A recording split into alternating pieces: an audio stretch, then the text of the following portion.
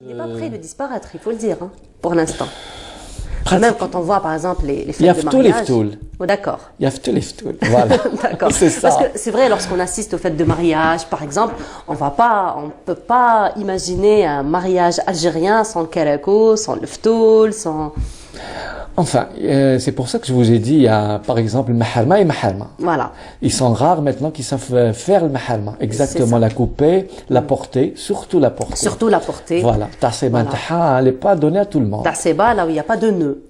Si, il y a un demi-nœud. Il y a un demi-nœud, voilà. Il y a, en premier, il faut mettre un ruban en velours, comme serre-tête, pour que les épingles puissent tenir. Et puis, il faut tout un art de la porter. Voilà.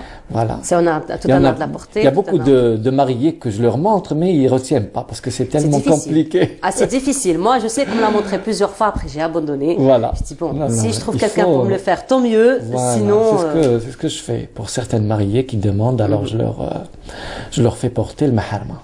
Voilà. Alors là, nous avons un patrimoine que vous nous avez ramené. Oui. Donc il y a plusieurs voilettes, il y a plusieurs haïks. Voilà. Et justement, on voit que ce sont quand même des articles qui datent de plus d'un demi-siècle, ce qui est sûr. Voilà, c'est sûr. C'est des voilettes qui m'ont différents points. Voilà.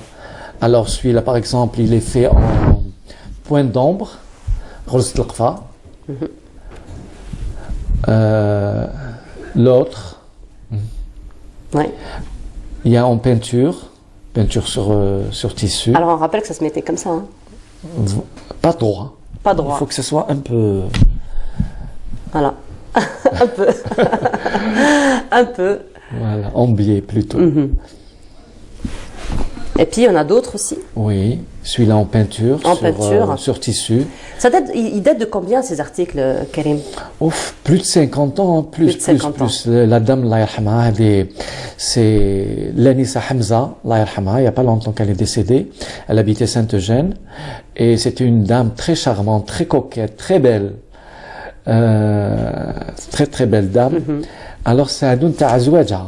D'accord. Ouais. D'accord. Ça, c'est de la broderie, par contre. Ça, c'est une broderie machine, mais très fine. Vous voyez, c'est une peinture à l'aiguille, mais machine. D'accord. C'est fait très finement, sur de l'organdi, parce qu'il y en a beaucoup qui ne savent pas ce que c'est comme tissu. Alors, c'est de l'organdi, pour faire le hajar. Voilà. Donc, il y a un tissu particulier. Et nos vieilles appelaient ça l'ogandi. Au lieu de dire l'ogandi, on disait l'ogandi. Alors, il y en a d'autres qui sont un peu plus chargés quand même, comme celui-ci, par exemple. Oui, ta'arosa. Voilà. C'est fait une djoum ou kentir ou broderie or. Donc, on voit quand même qu'ils ont été... Ou le fsos, plus le fsos. Le fsos, c'est? C'est les perles qui sont au milieu. D'accord. D'accord. Plutôt le strass, on dit fsos. Très bien, les strass, d'accord. Alors, il y en a d'autres. Elle a fait broderie, Alors, on voit que quand même, il y a la forme, elle change un petit peu, le type de broderie, les couleurs. Est-ce que c'est par rapport à des occasions particulières ou c'est juste des tendances qu'on avait à l'époque? C'était une tendance et bien sûr des sorties.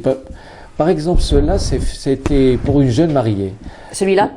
Aussi, parce qu'il y a, vous voyez, il y a du rose et du blanc. Il y a du rose, oui. Voilà. La jeune mariée emmenait avec elle dans son trousseau une dizaine, même cette dame-là, elle a emmené une trentaine. Une trentaine, quand même. Une trentaine.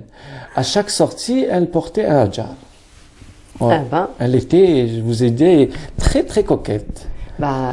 Si c'est une trentaine dans un trousseau, ça... Ah oui, il fallait les broder, il fallait les faire, il fallait... Et puis savoir les porter. Savoir les porter surtout, parce qu'une trentaine, pour une occasion particulière, marier les couleurs...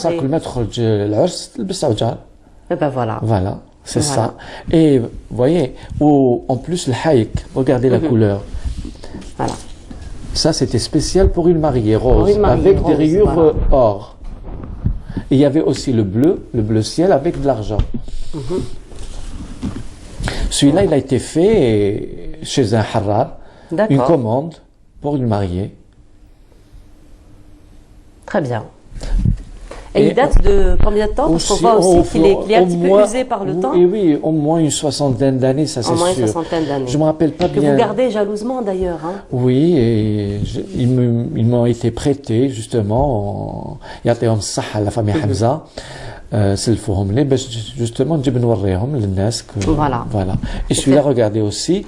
Celui-là est plus récent. Non. Il date des années 50. D'accord. Oui, il date des années 50. C'est une shbika rose sur de l'organdie rose.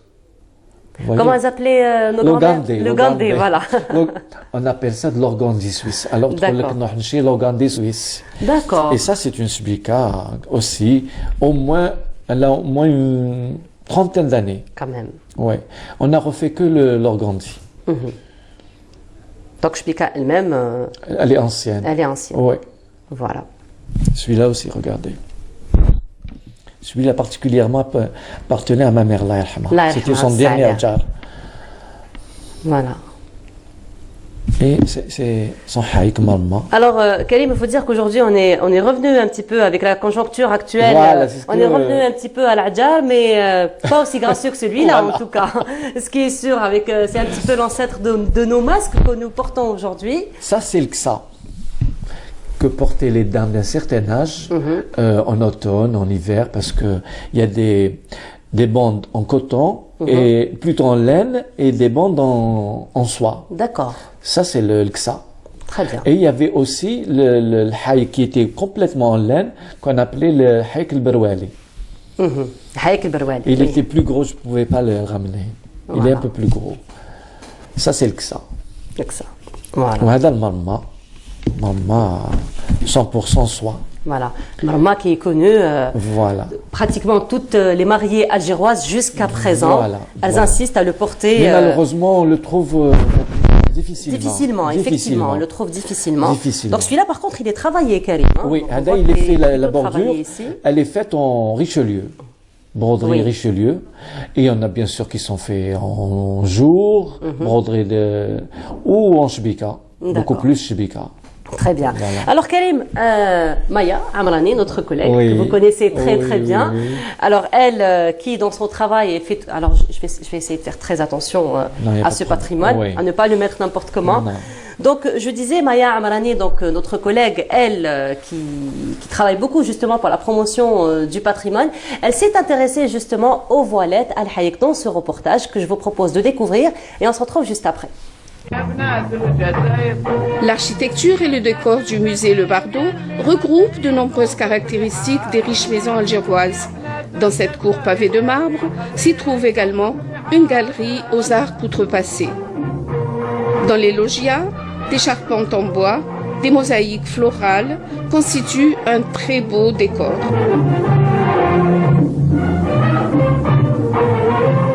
Avec Karim Betrouche, spécialiste de Mohamed Leftoul et du Haïk, nous allons vivre un moment de nostalgie. Alors, on commence par poser Senta. Ce foulard, bon, le tissu il est récent, mais le khadma hadi, elle date de 1938. Je l'ai restauré. عاود نحيته سلكته حددته وعاود بلاصيته في المحرمه. Ça c'est de la dentelle macramée que les vieilles d'avant appelaient que teftil cordon. Mohamed Leftoul, foulard brodé et travaillé main que portent les Algériennes avec la tenue traditionnelle. Ça c'est du lamé, mais avant كانوا يعملوا على الحرار. كانوا الحرارين هما اللي يخدموا القماش. Ça c'est le demi-nœud, ماشي عقدة. Non, هكذا. ما يديروش هذيك شبيكة rose avec de l'organdie rose pour spécial marié parce que راح تلحف من بعد. Le haïk, un voile qui constitue la composante la plus externe du costume algérien. Le haïk, un drapé blanc, stable dans sa forme et différent dans les étoffes, fidèle à ses fonctions depuis l'Antiquité, mais comment le porter?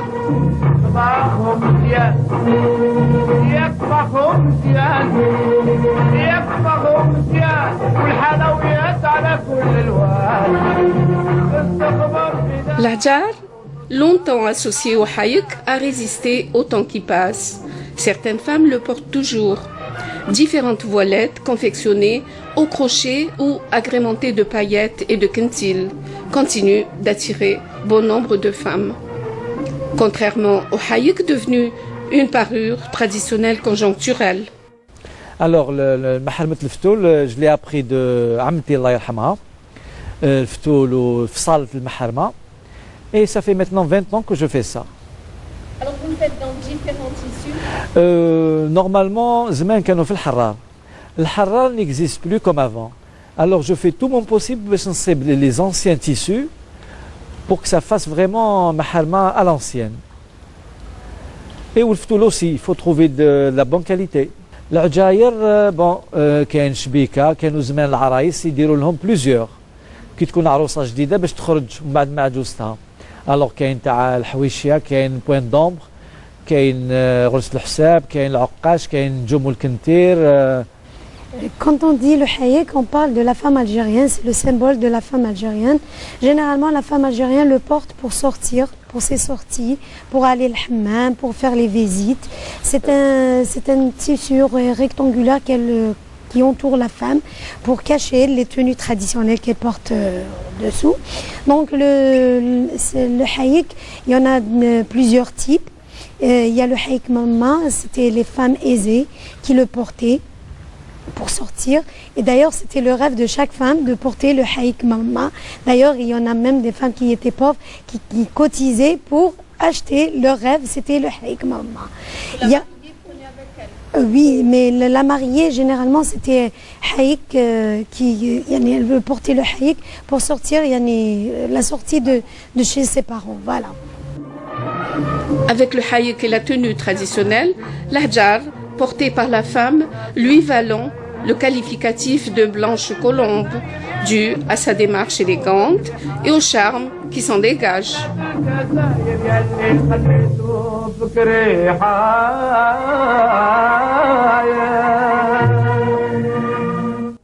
Et voilà un très très beau reportage de Maya Amrani qui nous a présenté le haïk et la voilette. Et nous sommes toujours en compagnie de Karim. Donc Karim, on vous a vu dans le reportage avec Maya. Oui. Et là, donc vous nous avez ramené un patrimoine. Par contre, ce serait sympathique peut-être de montrer un petit peu à la génération actuelle comment se porte le haïk. Oui, et là, j'ai une demande à vous formuler, dans la mesure du possible, de me faire porter le haïk. Avec plaisir. Voilà. Avec donc plaisir. Si vous permettez, on va aller de l'autre côté.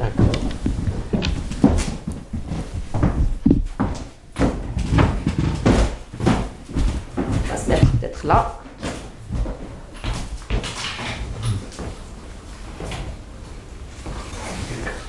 On retourne.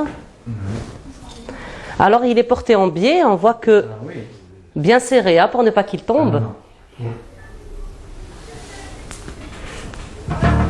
Donc voilà, on voit qu'il n'est pas droit. Donc on le sent là. Voilà. Donc comme on voit, là il est un peu plus haut que l'autre côté, que l'autre profil.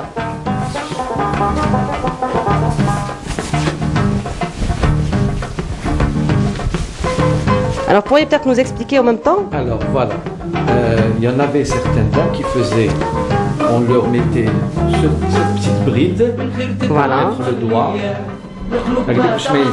voilà. Alors, on est, non mais chez voilà. On va prendre deux majeurs de la main droite. Alors, il faut et vous mettez هذا السنة. Là, il faut pas être crispé.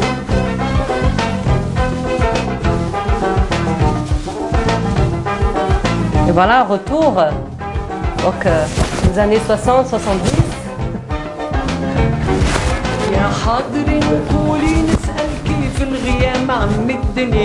Et voilà. C'est drôle hein, de le porter. C'est très beau, c'est magnifique. Et donc là, ça reste comme ça. Alors on rappelle que les femmes portaient serwel, et donc on le voyait, serwel. C'était ça, avec des talons aiguilles aussi, je me rappelle très bien. Voilà. J'ai une grande pensée à ma grand-mère aujourd'hui, qui elle justement portait le haïk. Et moi, quand j'étais petite, je m'amusais, Karim a porté les draps. Avec mon frère, il me voilà, et je portais donc à la place de l'adjar les torchons, donc les serviettes de table. Et voilà, donc j'ai une profonde pensée à elle aujourd'hui. Voilà, j'ai un beau souvenir, un très très très beau souvenir, voilà, qu'on peut encore découvrir.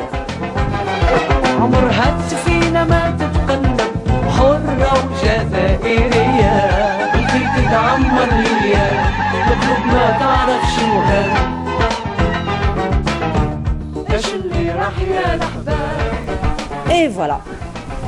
Alors, je vais le garder jusqu'à donc tout au long de notre intervention de ce matin. Alors aujourd'hui,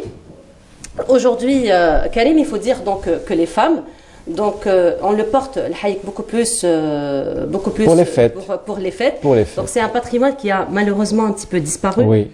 Voilà, et aussi on disait tout à l'heure que même les hommes ne portent plus aujourd'hui le costume algérien. Voilà. كما يقولوا له القاط. Parce que même Rajil, il y avait voilà.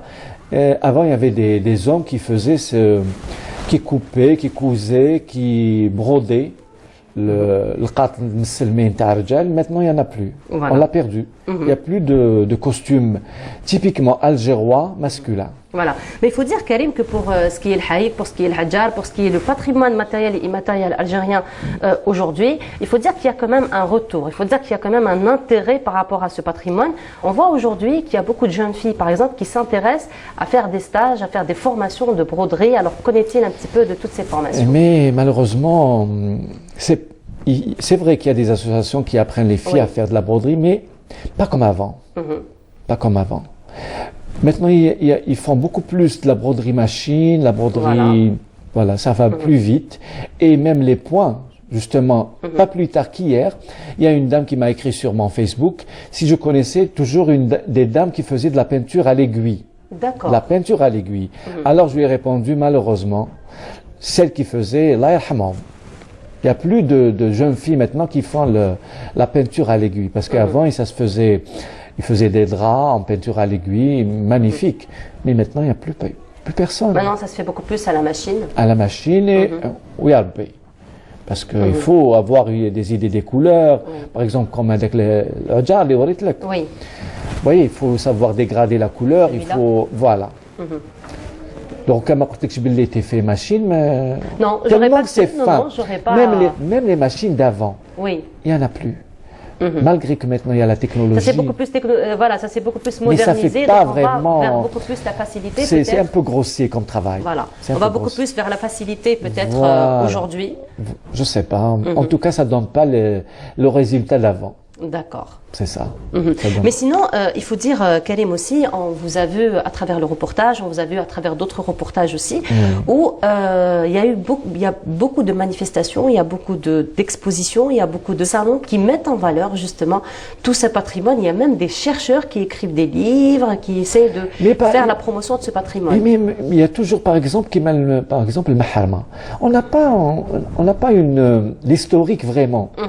Comment c'est venu? Voilà. Tous les livres qui ont été faits sur la mode, il n'y a rien sur... Il y a peut-être 2 lignes, on l'a écrit. Mais donc il faut moi j'ai fait beaucoup de recherches, mais j'ai rien trouvé. Donc il faut encore encourager à la recherche. Voilà. Eh ben merci beaucoup Karim pour votre visite ce matin. Merci beaucoup.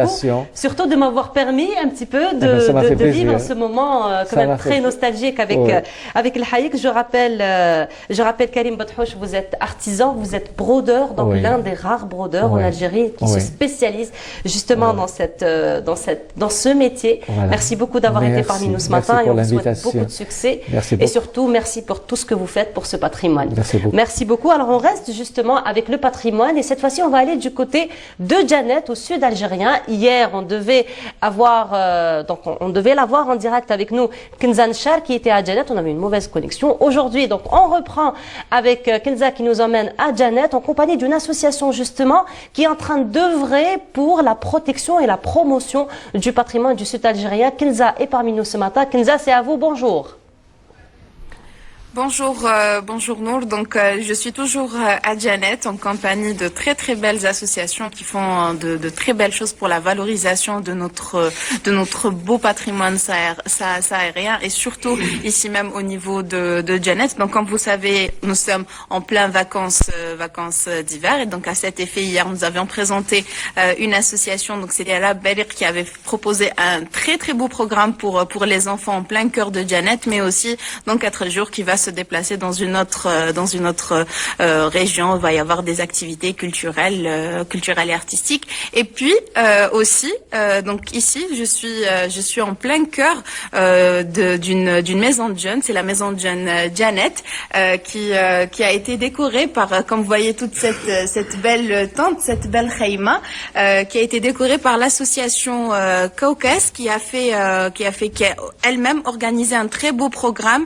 avec un jumelage avec une autre association d'Ilizi, qui vient d'Ilizi, donc qui s'appelle Hirar, donc qui est aussi dans la valorisation du patrimoine, mais vraiment c'est une association qui est très ancienne au niveau d'Ilizi, elle a fait des festivals ici en Algérie et même aussi à l'international, qui a su présenter notre beau patrimoine. Il y a aussi il y a la présence, j'ai aussi l'honneur d'être à côté du président de l'association Michal El-Keshef, qui fait dans la commémoration des fêtes religieuses et aussi nationales, qui est ici avec nous. Voilà, et qui fait de très très beaux programmes aussi pour les enfants ici à Djali. Il faut savoir que c'est très difficile de se déplacer d'une wilaya à une autre, donc justement ces belles activités ils les font ici même à Janet. Et puis, vous savez très bien que la culture telgui valorise la femme d'une manière extraordinaire, et que justement pour la valeur de la femme et tout ce qu'elle apporte pour la famille et aussi pour la société. Donc je suis à côté d'une femme, d'une très belle femme d'ailleurs, qui porte les couleurs de sa région, qui elle aussi est elle fait partie. Donc la particularité des jeunes ici à Janet, c'est qu'ils activent dans différentes associations. Donc chacun apporte son apport et son expertise dans plusieurs associations. Et donc ici nous avons avec nous une très belle activiste ici au niveau de Janet qui va se présenter. Oui. Elles sont un petit peu timides, mais elles sont très fonceuses sur le terrain. Et alors, comment tu t'appelles? كرام الناشطة الجمعوية كرام خيرابه. الحمد لله رانا المرأة في على مستوى جانت عندها نشاطات ما شاء الله في المستوى التقليدي، ويعني النشاط المجال العملي الثقافي والتراثي وكلش. وشنو هو الميساج ديالك اللي ماذا بيك تقدميه كانت المرأة اللي راهي تشوف فينا هنا عبر قناة كانال الجيري، اللي راهي هنا في جنات ولا حتى اللي راهي في الخارج ولا في الولايات الأخرى؟ أنا الميساج اللي نقدمه مهما يعني المرأة عملت في البيروات ولا زعما راهي خدامة ولا كي يكون عندها فراغ، عندنا ميزة هنا في جانب أي مرأة عندها فراغ في الدار تخدم حاجة تقليدية كيما هادو ولا كاين بزاف صوالح يخدموهم تقليدية، هادو تقدر تبيعهم للسياح وعلى طابع نتاع على الطابع تاع المنطقة للحفاظ على التراث pour la préservation du patrimoine. Donc j'ai aussi j'ai l'honneur aussi d'être à côté d'un homme que moi-même j'ai eu l'occasion de le connaître à travers la commission de la société civile auprès du Premier ministre, qui est présidé par la fondation Nestlé, qui ici il a fait du très très bon. C'est le pilier un petit peu de Janet, et d'ailleurs c'est le président des notables ici au niveau de Janet. Il est aussi ambassadeur des bonnes volontés. Il fait toujours il rassemble. C'est un beau rassembleur ici même au niveau de Janet. C'est Ami Boudjima. Donc qui peut venir ici au niveau de Janet sans rencontrer Ami Boudjima, qui lui il a un petit message à nous transmettre, nous les jeunes. Je vous laisse la parole, Ami Boudjima. Salam alaikum wa rahmatullahi wa barakatuh. فعلا بارك الله فيك كنزال بهذه المبادرة اللي قمتوا بها، اللي خلاتنا فرحنا أكثر ومرحبا بكم في أي وقت. مرحبا باللي جاوا واللي ما جاوش، مرحبا بهم في جانت عاصمة التاسع لنزار. أنا حقيقة الوصية الأولى اللي نوصيكم بها أيها الشباب، ان احنا ممكن فات الوقت نتاعنا، احنا كبار، احنا شوبا، لكن لازم نخلوا لكم كمرجع وصية اللي هي اولا وقبل كل شيء حب الوطن. حب الوطن وما ادراك ما حب الوطن. والميساج الثاني اللي نعطيه لكم باللي حتى كي يكون حب الوطن لازم تكون فيه قوة الإرادة والفعالية نتاع الأعمال اللي راكم تقوموا بهم، والتماسك بيناتكم والتبادل والاحتفاظ على النعمة اللي أعطاها لنا ربي اللي هي التراث نتاعكم، سواء ثقافيا سواء كل يشمل كل قسم الاخر. ماذا بينا تحتفظوا به، لان حسب ما نشوف انا الا كما تمسكتوش واحتفظتوا به راح يندثر. اذا هناك نوصيكم على التبادل بيناتكم كشباب الجزائر كل، شمالا وجنوبا شرقا وغربا، التبادل الفكري والثقافي ماذا بينا تكون تبادلات هذه. والسياحه لازم تشوفوا البلاد نتاعكم، بلادكم كبير بزاف لازم تشوفوه، وتقريبا اعتبر قاره، أحد القارات ممكن القارة الستة في العالم، لازم تشوفوه. ونتمنى لكم النجاح في المسيرة نتاعكم. معكم برفقتكم. احنا مرافقينكم إن شاء الله، احنا مرافقينكم إن شاء الله. حاجة واحدة دايما طلوا فينا، ما تقولش باللي فاتهم الوقت، طلوا فينا، احنا إن شاء الله ما نتخلوش عنكم، نعطوا لكم حاجة اللي عندنا ناكل نعطوها لكم إن شاء الله. بصح لازم تحوسوا عليها انتوما، ما تجيكمش هي انتوما تجروا عليها، تحوسوا عليها وتكتبوها تدونوها وشكرا. Inch'Allah, Inch'Allah. Donc voilà, je suis très émue ici d'être présente à Janet. Donc voilà, c'est un très très beau tissu associatif qui font du très très beau travail. Donc voilà, à très vite, Inch'Allah. Merci beaucoup Kinza, merci pour cette virée à Janet que vous nous avez permis donc de faire en votre compagnie ce matin et en compagnie de vos invités. Et on te dit profite bien, surtout apparemment il y a du soleil d'après ce qu'elle nous a dit.